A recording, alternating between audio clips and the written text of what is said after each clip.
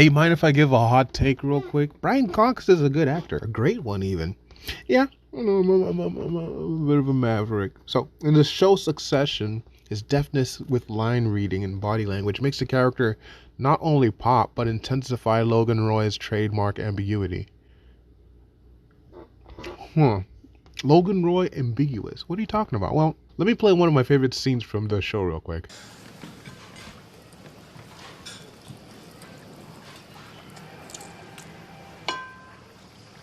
What the fuck?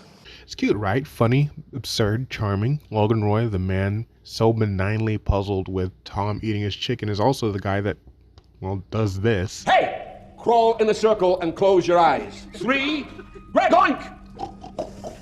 2, 1.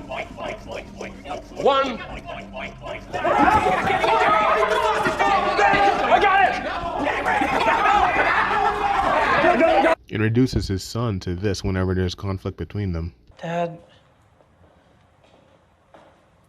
Please. Please? Please. The seat sniffer gets a fucking leg up. That's the deal. What have you got in your fucking hand? What have I got? I don't know. Fucking love? Love? But he's also this guy. Clinton the first, but not Not the worst. Pinckney twice, Jefferson, Adams, all very nice. I can't believe you can still do that. Logan never had it in him to be an exemplary father. He could only be an exemplary cutthroat.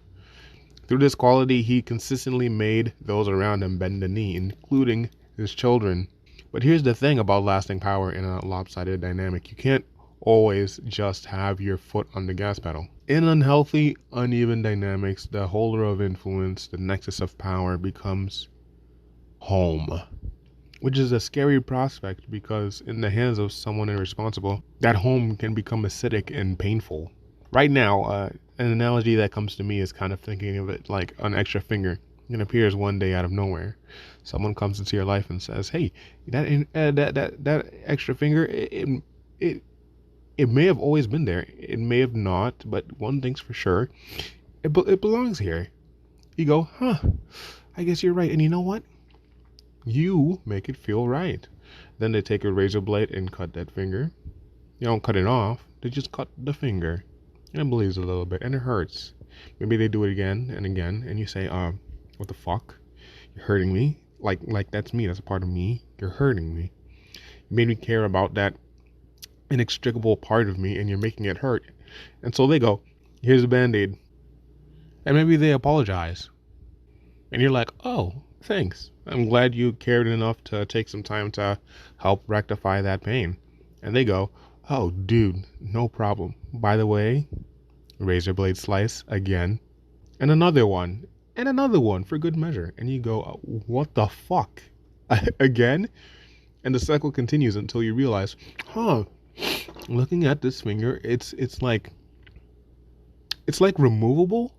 Like it's real. The sensations you felt were real, but it was like a bionic attachment that emulates the sensation of your native fingers. And so you come to a bit of an epiphany. Not only is this not as important as I thought it was for me, it's straight up not essential. I don't need this. And given all the pain that comes with having the finger, I'm just going to take it off. I was made to believe that it's essential, but I don't need this with me. It was just implanted to exploit me. Well, you come to that revelation if you're lucky. Whether or not it was entirely his whim, Logan Roy kind of fucked up his kids and turned them into these stunted cases of arrested development that needed to be tethered to him to function. He gave them tenderness, then he slapped them in line, time and again. They were allowed to operate, but only within his parameters. And when he died, and his physical legacy slipped from their grasp, that thing he conditioned them to care about immensely for a majority of their lives, when that went bye-bye, they were cut free. And when you're one way for most of your life, and then you're suddenly another way, it's terrifying.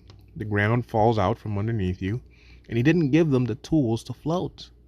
And he saw that trait inherent within them. And this is how he responded. I love you, but you are not serious people.